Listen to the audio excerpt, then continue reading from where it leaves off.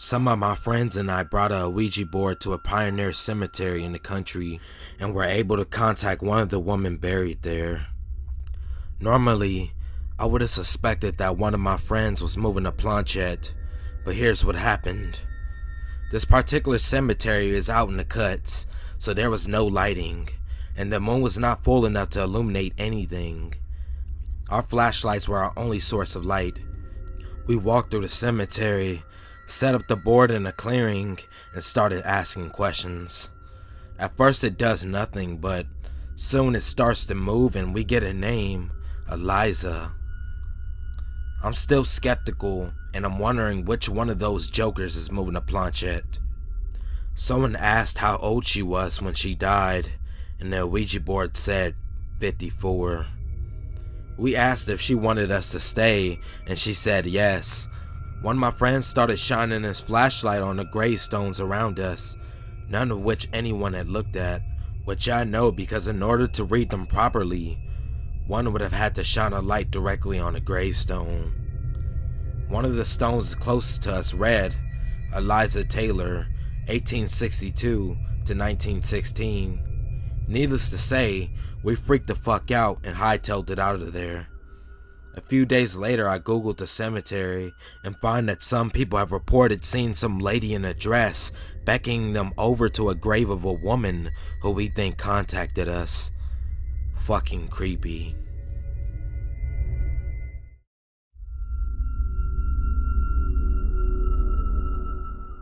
I had an Ouija board and we would play it a lot. The spirit name was Paul, and he said that he was 18 when he died. He died in my hometown in the 1800s, and he said his mom killed him. He started getting overly talkative and obsessed with me. My initials are KLM, and he would circle the letters over and over until I got on the Ouija board. He started telling me that his mom is in hell, and I had to get her out. She said that I had to find a guy named Logan that's a priest in the Midwest US, and that he's God's helper, and that I'm the only person on the earth that can help him. Then he tells me that he's inside of me until I die. I gave the Ouija board away. I think he wants to attach to me through the Ouija board, so I just don't touch them. He did a lot of weird things. First he was normal, then he got really talkative, and then he sounded like a boy with a crush, telling me that I'm pretty and whatnot.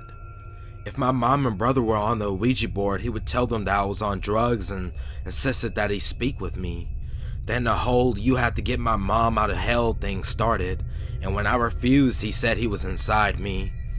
About a year later, I was hanging out with some friends and they had a Ouija board as well. I didn't get on it, but I sat in the room and watched them play. It was someone named Elizabeth and was older and died somewhere else. Then it said, "Haha. This is Paul. I hate that fucking guy. I never touch a Ouija board again."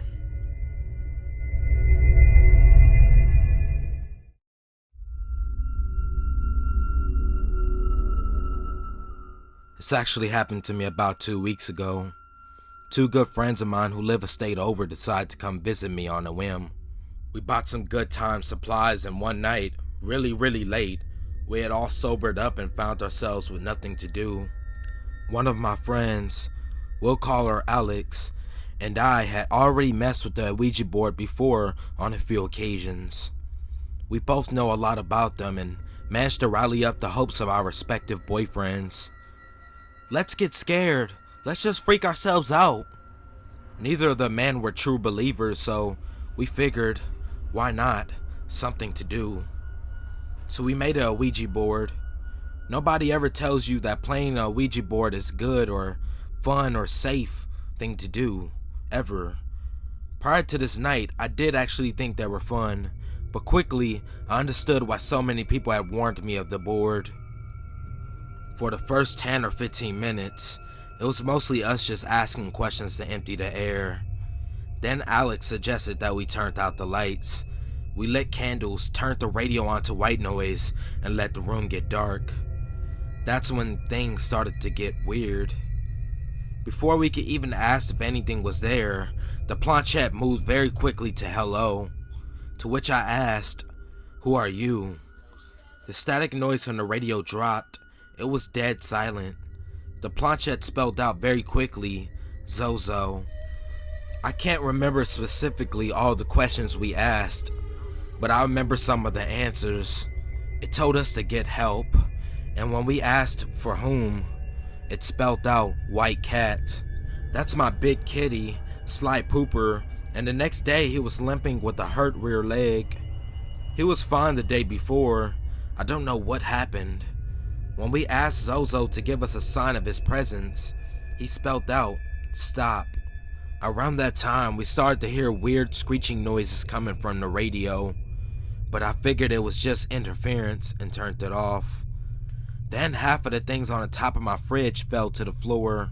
A bag of bananas, a container of garlic cloves, a glass dish, a bag of onions crashed onto the floor in a big heap, and before I could even react, half of the candles blew out too. We acknowledged Zozo out loud and thanked him. I have lived in this apartment for 10 months and I've never seen anything like this. I was freaked out. It was getting real. We decided to ask Zozo to leave. He told us no. The planchette kept going back from hello to no, and it did this 7 or 8 times. My 2 friends took their fingers off the planchette and they were scared. My boyfriend and I were the only ones with the fingers on it. Out of nowhere, my boyfriend demanded Zozo to leave because he was not welcome in our home. My brain was like, what a fucking bad idea. We began to try and move the planchette in circles like you do when you're expecting an answer. And all of a sudden, it fucking stopped at the hello spot of the board and would not fucking move. We actually slid the whole board off the table trying to get it to move. It was being pushed down, hard. My boyfriend and I each had 1 finger on it. I guess anything is possible, but I can't see how it could have been him, and I know it wasn't me. The next morning I folded the board into 3 and buried it off at a natural trail at the edge of my town. There were really weird things happening in our house until recently. While I was in the bathroom late at night, what looked like 2 feet was obstructing a light shining under the door. The door to our office locks from the outside, and while my boyfriend and I were in there, it locked. His 2-year-old was in the bed sleeping. I just don't think she's agile or tall enough to lock that door without anyone hearing her or noticing. Plus that thing with my cat's back leg. We would hear things in our bedroom being thrown around and what sounded like people walking around in our living room at night. It all sort of gradually stopped. Nothing really obtrusive has been happening lately.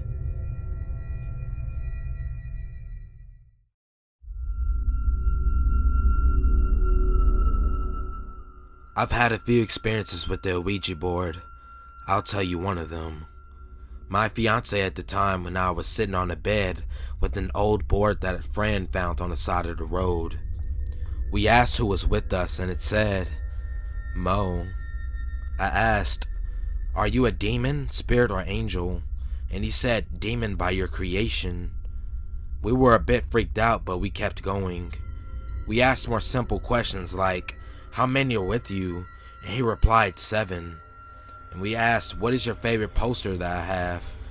And replied, bloody mess. I pointed at a kiss photo I had of Gene Simmons with his tongue out, while blood was everywhere in and around his mouth.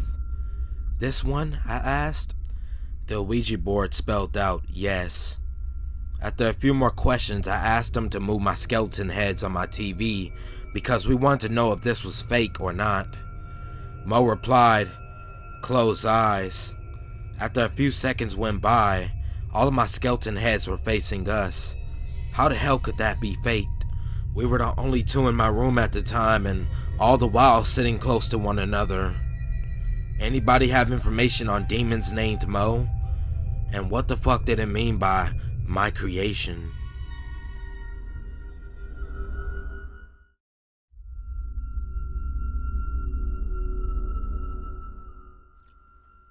We were stationed in Germany in the early 2000s. Me and a group of friends decided to play the Ouija board in our military dorm rooms. Only 4 of us actually played while a couple more people drank and watched us. After a couple of minutes of us joking around, we started asking more serious questions. We eventually got in contact with a teen girl who told us she was looking for a boyfriend. She said that they were driving back from a Grateful Dead concert when they crashed their car and died, and she hasn't seen him since. The road they crashed on was one we knew very well. It connected two Air Force bases and was pretty curvy and dangerous, and a lot of people had crashed and died driving it. After a couple minutes of small talk, she told us she had to leave, but asked if we could please find her boyfriend for her and gave us his name. I don't remember this name as it's been years. We eventually were able to make contact with him, and when we asked him if he knew Cheryl, the girl's name, he said yes. She was his true love and he regretted not being able to be with her and missed her very much. He told us to tell her that he'd always love her and that he was sorry. When we asked him what he was sorry about, he just spelled out random letters until he eventually stopped communicating with us. After about 10 minutes of unsuccessfully trying to get in touch with Cheryl and her boyfriend again, we finally got in contact with an older woman. She seemed really sweet and nice and said that she knew Cheryl. When we asked her why she was unable to find her boyfriend, she said it was because Cheryl was in heaven and her boyfriend was in hell. It was at that moment where the candles in the room flickered out and we all jumped up and turned the lights on. Needless to say, everyone got pretty freaked out and decided to stop playing, and we never really talked about it after that. It's been over 10 years and it still freaks me out thinking about that night.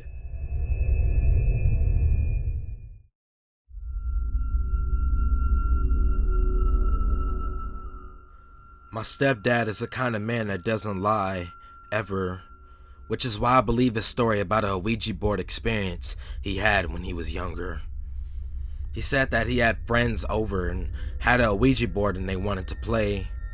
After a bit of playing around, they made contact with a being that said it was a demon.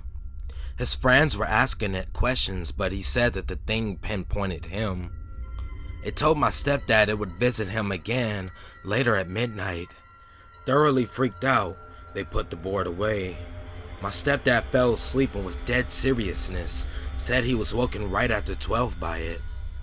The demon had told him its name, but my stepdad refused to tell me. He was genuinely afraid. Anyway, he said that the thing woke him up.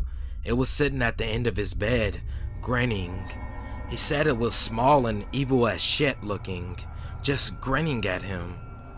The thing told him his first child would die, and it left. My stepdad said afterwards that he tried to get rid of the board. He first threw it out with the trash, but it didn't work. He said a few days later, a little boy that he had never seen in the neighborhood showed up at his door with the board. He handed it to my stepdad and said that it was his and he left. So now super freaked out, my stepdad tried to burn it, but it wouldn't catch fire.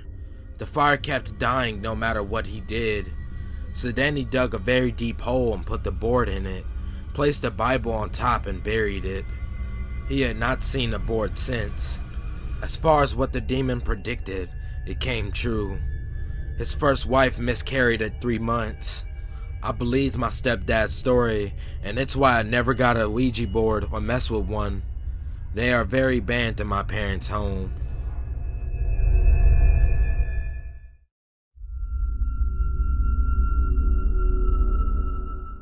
Last summer I stayed for a couple of weeks in parish with the priest who had a case that involved the Ouija board. A young man came to his office a few months before we talked and told him that he had been to 3 other churches and they had turned him down or didn't believe him. So he went to the Catholic guy. His grandmother had gotten him a Ouija board about a year ago. He began playing with and got in contact with something. He began to feel the urge to use the board more and more. It got to the point that if he wasn't using it multiple times a day, he would begin to become extremely ill, like loss of physical strength to do anything except grab the board. It was at its worst when he began seeking help with churches, primarily because his parents didn't believe him. The priest went to his house, trying to explain to the parents that the supernatural was in fact real, and there is proof in what is happening to their son. After a half hour, he convinced them to allow him to bless the home and take the Ouija board with him. When he got back to the parish, he attempted to burn the board. However, it simply wouldn't burn. This is even after pouring gas on it. He then tried to tear the board up, but he couldn't even make a scratch on it. All of this disturbed him because it was a cheap board, like something you buy at a toy store. In the end, he ended up saving a minor exorcism, blessing the board, and then tried to burn it. He said it went up in a matter of seconds. Anybody who thinks these boards are just games are horribly mistaken. Personally, it seems too much of a risk. The grave dangers far outweigh any perceived benefit.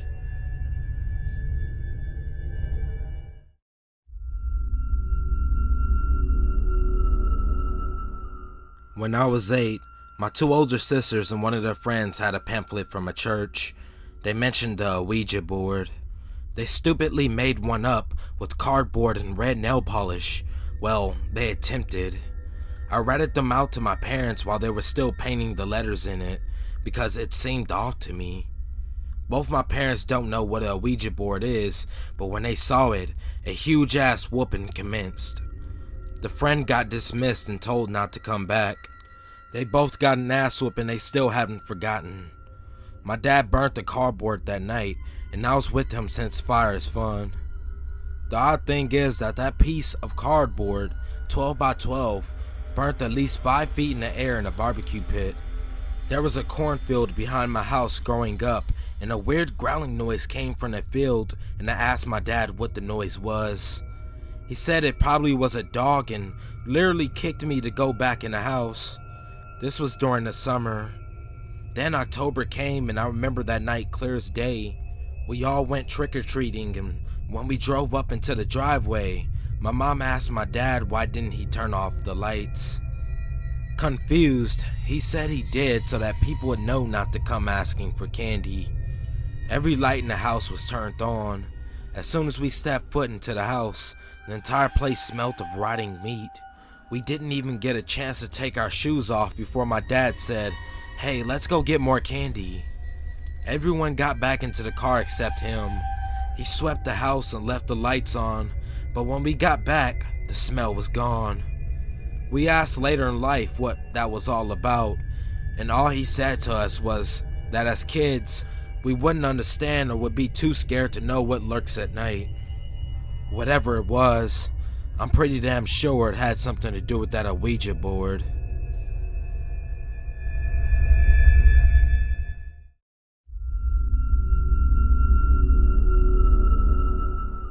I was about 15 years old and at the time a stoner. I was visiting a cousin in Fairfield, Connecticut during winter break.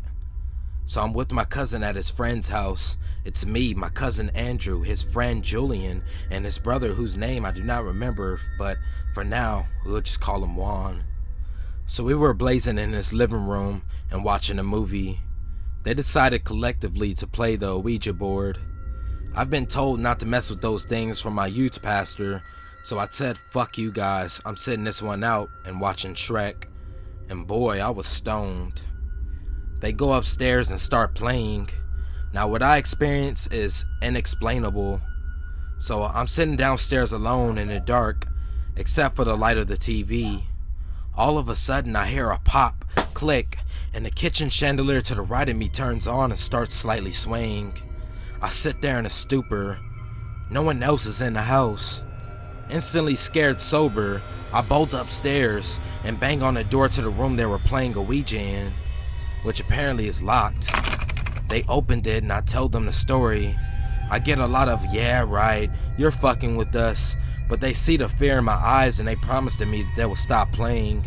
I find it oddly ironic that the spirit decided to show its presence to me, who did not want to participate in this at all. But at the same time, I believe this is probably why. I know nothing about the spirit. I was not interested to find out. I mention this story to my cousin from time to time and he thinks I'm lying.